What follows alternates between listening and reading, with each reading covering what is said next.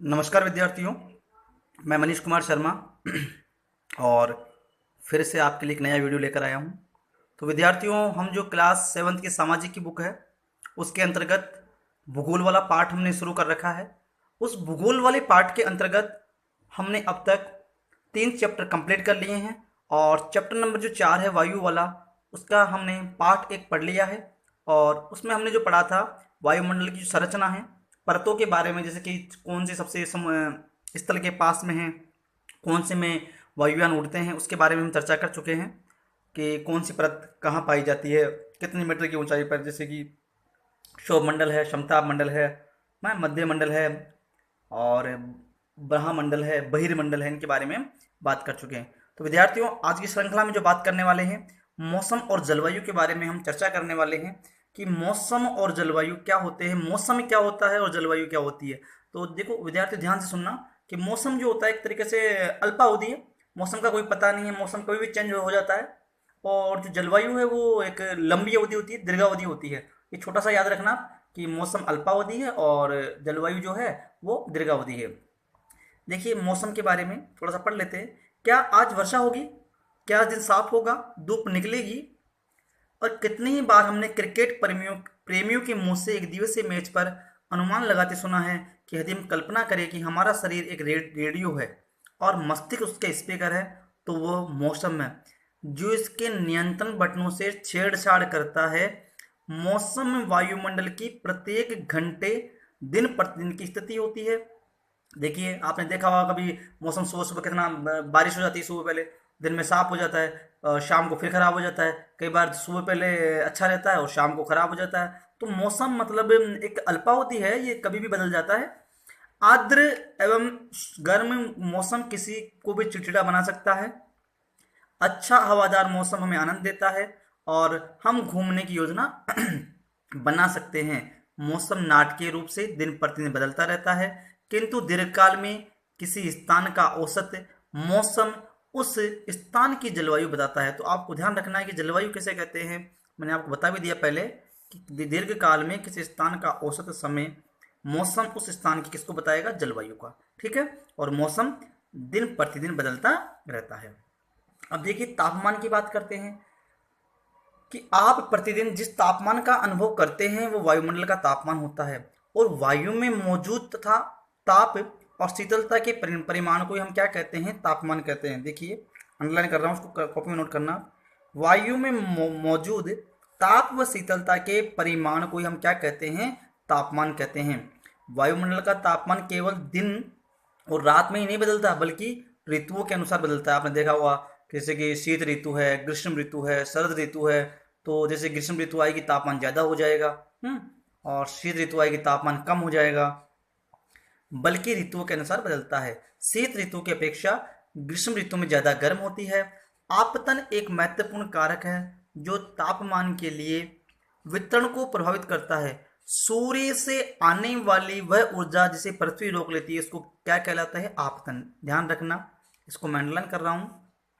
सूर्य से आने वाली वह ऊर्जा जिसे पृथ्वी रोक लेती है वो क्या कहलाता है? आतपन कहलाता है। क्या कहलाता है? आतपन। और आतपन का मतलब ही क्या होता है? सूर्य ताप, मतलब सूर्य की गर्मी। सूर्य का जो ताप होता है उसे क्या कहते हैं? आतपन कहते हैं। आतपन कहते हैं। ठीक है। आतपन सूर्यताप की मात्रा भूमध्य रेखा से ध्रुवों की ओर घटती जाती है। जैसे कि अभी मैं आपको बताऊंगा, हमारी जो पृथ्वी होती है, जो भूमध्य रेखा है, उस पृथ्वी के अंदर जो भूमध्य रेखा होती है उससे हम ध्रुवों की ओर जाएंगे, चाहे दक्षिण ध्रुव की ओर जाएं चाहे उत्तरी ध्रुव की ओर जाएं। उससे क्या होगा? तापमान उसी प्रकार घटता जाएगा। क्यों? ध्रुवों पर क्या पड़ती है? ठंड पड़ती है। और भूमध्य रेखा से हम धीरे धीरे ध्रुवों की ओर जाएंगे तो तापमान में कमी आने लगती है। आप थोड़ा सा देख लें एक बार कि तापमान, तापमापी तापमान मापता है, वायुदाबी वायुदाब को मापता है, वर्षा मापी वर्षा की मात्रा को मापता है, और वात दिग्दर्शी पवन की दिशा को दर्शाता है। ये आपके मौसम की जानकारी है हल्की सी। ठीक है। तो क्या, आगे चर्चा करते हैं। क्या आप समझ गए होंगे कि बर्फ, दूर भी बर्फ से क्यों ढके होते हैं? जाहिर सी बात है, क्योंकि हम भूमध्य रेखा से जैसे जैसे ध्रुवों की ओर जाएंगे तो क्या होगा? तापमान में कमी आएगी। यदि पृथ्वी का तापमान अधिक बढ़ जाता है तो ये इतनी गर्म हो जाएगी कि यहाँ कुछ फसलें नहीं उग पाएगी और गांवों की अपेक्षा शहरों का तापमान बहुत अधिक होता है। दिन के समय एसाफेल्ट से बनी सड़कें, धातु और कंक्रीट से बने भवन गर्म हो जाते हैं और रात के समय ये ऊष्मा मुक्त हो जाती है। नगर के भीड़ वाले ऊंचे भवन गर्म वायु को रोकते हैं, जिससे नगरों का क्या होगा, तापमान बढ़ जाता है। देखिए शहरों में क्या पोल्यूशन है, प्रदूषण वगैरह, इससे भी क्या होता है, तापमान ज़्यादा होता है और जो गांव होते हैं उनमें तापमान कम होता है। अब बात करते हैं तापमान। आप देखना कि तापमान को मापने की मानक इकाई क्या है, डिग्री सेल्सियस है। इसका आविष्कार एंडर्स सेल्सियस ने किया था, ठीक है। और सेल्सियस पैमाने पर जल 0 डिग्री सेल्सियस पर जमता है और 100 डिग्री सेल्सियस पर उबलता है। तो आपको यहाँ से क्या ध्यान रखना है कि तापमान की मापने की इकाई क्या है, सेल्सियस है, और जो जल है वो 0 डिग्री सेल्सियस पर क्या है, जमता है, और 100 डिग्री सेल्सियस पर क्या है, उबलता है। अब बात करते हैं वायुदाब की। तो थोड़ा सा पहले हम वायुदाब को देख लेते हैं कि यदि यदि चांद पर वायु नहीं है, अतः वहाँ वायुदाब भी नहीं है। अंतरिक्ष यात्री जब चांद पर जाते हैं तो विशेष रूप से सुरक्षित हवा से भरी हुई अतिरिक्त अंतरिक्ष पोशाक पहनते हैं। यदि वे इस अंतरिक्ष पोशाक को न पहने तो अंतरिक्ष यात्रियों के शरीर द्वारा विपरीत बल लगने के कारण उनकी रक्त शिराएं फट सकती है, जिससे अंतरिक्ष यात्री क्या होगा, रक्त स्त्रावित हो जाएगा, मतलब उसका जो रक्त का स्त्राव हो क्या हो जाएगा, बंद हो जाएगा। चलिए वायुदाब को समझ लेते हैं थोड़ा। ये जानकर आपको आश्चर्य होगा कि वायु हमारे शरीर पर उच्च दाब के साथ बल लगाती है, किंतु हम इसका अनुभव नहीं करते हैं। इसलिए होता है कि क्योंकि वायु का दाब हमारे लिए ऊपर सभी दिशाओं से लगता है, मतलब चारों दिशाओं से लगता है, चाहे वो उत्तर, पूर्व, पश्चिम, दक्षिण, और हमारा शरीर विपरीत बल लगाता है। पृथ्वी की सतह पर वायु के भार द्वारा लगाया गया दाब क्या कहलाता है, वायुदाब। इसको मैंने अंडरलाइन कर रखा है, इसको आपको कॉपी में नोट करना है। वायुमंडल में ऊपर की ओर जाने पर ताप तेजी से गिरता है और समुद्र स्तर पर वायुदाब क्या होता है, सर्वाधिक। तो आपको ये ध्यान रखना है कि वायुदाब सर्वाधिक कहाँ पर होगा, समुद्र पर होगा। और ऊपर की ओर जाएंगे तो क्या होगा, वायुदाब जो क्या होगा, तेजी से गिरने लगेगा, और ऊंचाई पर जाने पर ये क्या होता है, घटता है, ठीक है। ऊंचाई पर जैसे जैसे हम जाएंगे तो वायुदाब क्या होता जाएगा, कम होता जाएगा। वायुदाब का क्षैतिज वितरण किसी स्थान पर उपस्थित वायु के ताप द्वारा प्रभावित होता है। अधिक तापमान वाले क्षेत्रों में वायु गर्म होकर ऊपर उठती है और यह क्या बनता है, निम्न दाब का क्षेत्र बनता है, जिससे क्या होता है, बादल युक्त आकाश और नम मौसम के साथ जुड़ा होता है। और कम तापमान वाले क्षेत्रों की वायु भी क्या होगी, ठंडी होगी। इसके फलस्वरूप ये भारी होती है। भारी वायु निमज्जित होकर उच्च दाब क्षेत्र बनाती है। उच्च दाब के कारण स्पष्ट व स्वच्छ आकाश होता है। ये भी ध्यान रखना है कि आकाश स्पष्ट और स्वच्छ कब दिखाई देता है, उच्च दाब के कारण। ये भी ध्यान रखना, वायु दाब उच्च दाब क्षेत्र से निम्न दाब की ओर गमन करता है। मतलब वायु जो होती है, जो वायु दाब होता है, वो किस क्षेत्र से किस क्षेत्र की ओर चलता है। तो आपको ध्यान रखना है कि वायु दाब जो होता है सदैव उच्च दाब से क्षेत्र से निम्न दाब की ओर चलता है। इसको हम अभी समझेंगे आगे। देखिए पवन, कि पवन का नाम उसके आने की दिशा के आधार पर निर्धारित होता है। उदाहरण के लिए पश्चिम से आने वाली पश्चिमी को जो पवने होते हैं उनको हमने क्या नाम दिया है, पछुआ पवने। क्यों नाम निकाला, क्योंकि पश्चिम दिशा से वो आती है। देखिए पवन, पवन को भी आपको याद रखना है कि उच्च दाब क्षेत्र से निम्न दाब क्षेत्र की ओर वायु की गति को क्या कहते हैं, पवन कहते हैं। उच्च दाब क्षेत्र से निम्न दाब क्षेत्र की ओर वायु की गति को पवन कहते हैं। आप पवन को काम करते देख सकते हैं। जब ये सड़क पर गिरी पत्तियों को उड़ाती है अथवा तूफान के समय पेड़ों को उखाड़ देती है। कभी कभी जब पवन धीरे बहती है तो आप इसे महीन धूल, बारीक मतलब कण या धुएं को उड़ाते देख सकते हैं। कभी कभी पवन इतनी तेज होती है कि इसके विपरीत दिशा में चलना कठिन हो जाता है। आपने अवश्य अनुभव किया होगा कि तेज पवन में छाता लेकर चलना आसान नहीं होता है। क्यों, उससे वो हवा से क्या है, उड़ने लग जाता है। जब तेज पवन के कारण विभिन्न समस्या आपके लिए उत्पन्न होती है, और तो पवनों हमने क्या किया है, 3 प्रकार के भागों में बांटा है। कौन कौन सी पवनें होती है, एक तो होती है स्थायी पवनें होती है, एक मौसमी पवनें होती है, और एक स्थानीय पवनें होती है। स्थानीय मतलब जो हमारे मतलब स्थान में जैसे हमारे मरुस्थल है, मरुस्थल में जैसे कि शुष्क पवनें चलती है, मतलब लू वगैरह जिसे हम कहते हैं। चलिए मैं बताता हूँ आपको तीनों पवनें। स्थानीय पवनों की बात करते हैं पहले। स्थानीय पवनें व्यापारिक पश्चिमी व पूर्वी स्थानीय पवनें, मतलब व्यापारिक पवनों को हमने क्या नाम दिया? पूर्वी पवनें या स्थानीय पवनें नाम दिया। किसको दिया? व्यापारिक पवनें को। ठीक है। मौसमी पवनें और व्यापारिक पवनों की विशेषता है कि ये वर्ष भर लगातार निश्चित दिशा में चलती है, एक दिशा में बहती है। अभी मैं आपको समझाता हूँ।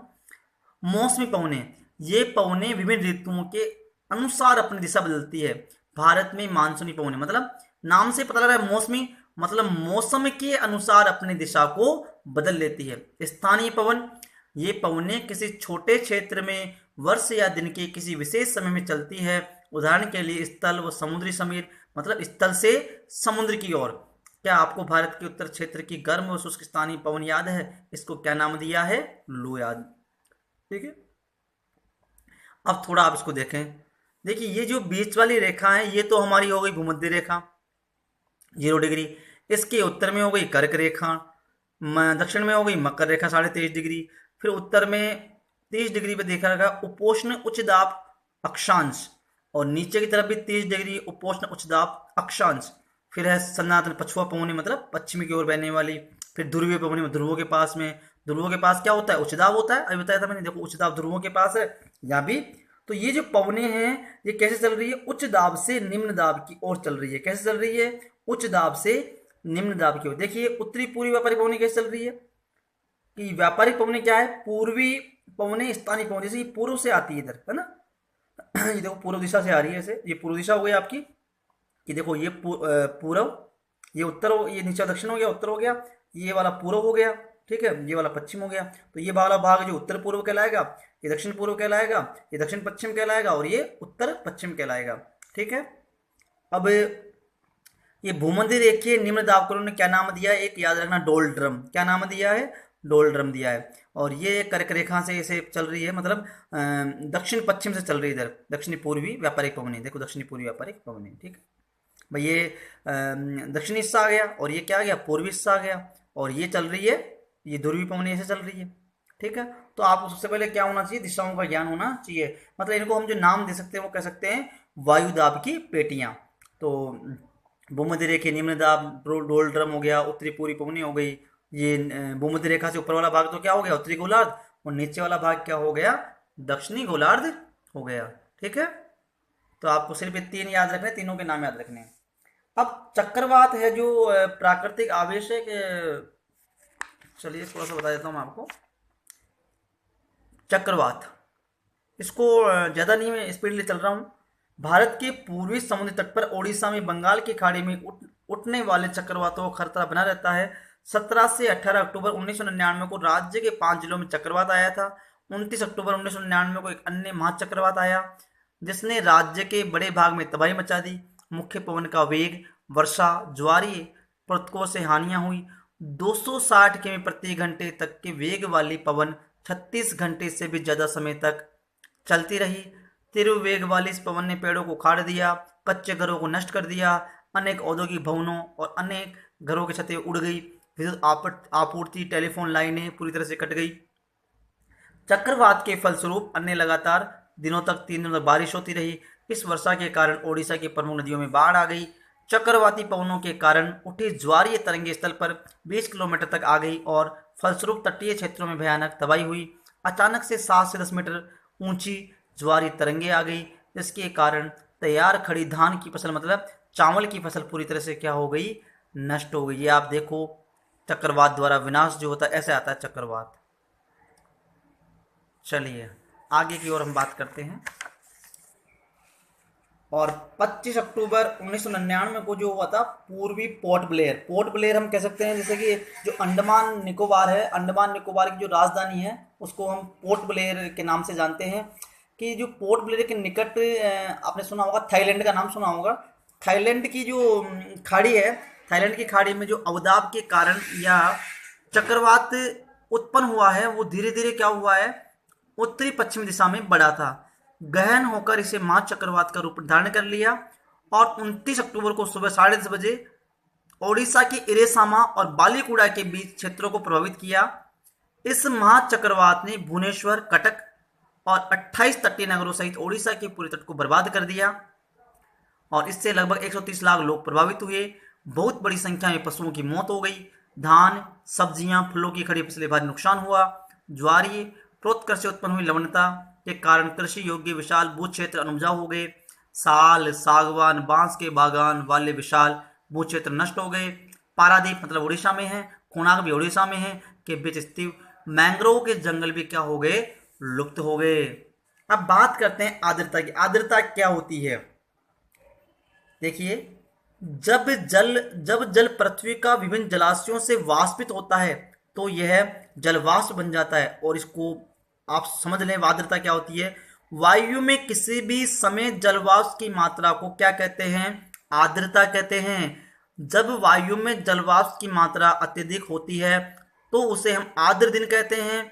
जैसे जैसे वायु गर्म होती है इसकी जलवाष्प धारण करने की क्षमता क्या होती है? बढ़ती जाती है और इस प्रकार ये अधिक आर्द्र हो जाती है।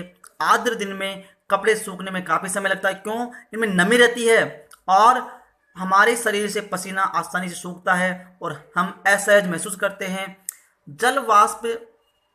जब जलवाष्प ऊपर उठता है तो ठंडा होना शुरू कर देता है और जलवाष्प संघनित होकर ठंडा होकर जल की बूंदें बनाते हैं। बादल इन्हीं बूंदों का एक समूह होता है। जब जल की ये बूंदें इतनी भारी हो जाती है कि वायु में तैर न सके तब ये वर्षण के रूप में नीचे आ जाती है।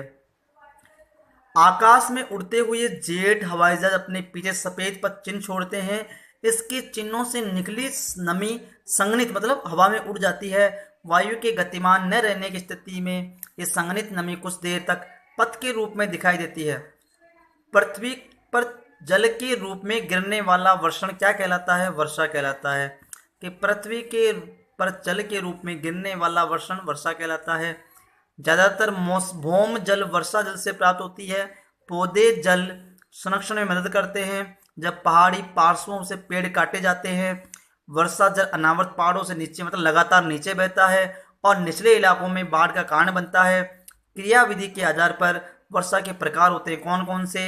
संवहनीय वर्षा, पर्वतीय वर्षा और चक्रवाती वर्षा। मैं इनको आपको तीनों के बारे में दिखाता हूँ भी कि संवहनीय वर्षा क्या होती है, पर्वतीय वर्षा क्या होती है, चक्रवाती वर्षा क्या होती है। चलिए थोड़ा देख ले पहले एक बार कि पौधों तथा जीव जंतुओं के जीवित रहने के लिए वर्षा महत्वपूर्ण है। इससे धरातल को ताजा पानी मिलता है। यदि वर्षा कम होगी तो जल की कमी तथा सूखा हो जाता है। इसके विपरीत अगर वर्षा अधिक होगी तो क्या होगा? बाढ़ आ जाएगी। देखिए पहले बात करते हैं हम संवहनीय वर्षा की, चक्रवाती वर्षा की बात करते हैं। जब वायु ठंडी होगी और गर्म वायु ऊपर की ओर बादलों की ओर उठेगी तो वायु क्या होगी? ठंडी होगी। तो इससे हम क्या नाम देंगे? चक्रवाती वर्षा। और पर्वतीय वर्षा, पर्वतों में देखो आर्द्र वायु ऊपर की ओर उठ रही है तो ये कौन सी वर्षा है? पर्वतीय वर्षा। और गर्म वायु बिल्कुल समांतर क्रम के अंदर देखिए ये गर्म जलवायु ऊपर की ओर है तो इसको हमने क्या नाम दिया? संवहनीय वर्षा नाम दिया। तो क्रियाविधि के आधार पर वर्षा के 3 प्रकार हो गए। कौन कौन से? चक्रवाती वर्षा, पर्वतीय वर्षा और संवहनीय वर्षा। तो विद्यार्थियों आज के लिए हम यहीं तक पढ़ेंगे। आगे की जो वीडियो आएगा उस वीडियो में हम आगे इस चैप्टर के प्रश्नोत्तर करेंगे। तब तक के लिए आप सभी को धन्यवाद। आप सभी अपने घर पर रहें, स्वस्थ रहें, मस्त रहें और अपनी पढ़ाई को निरंतर करते रहें। Thank you all of you.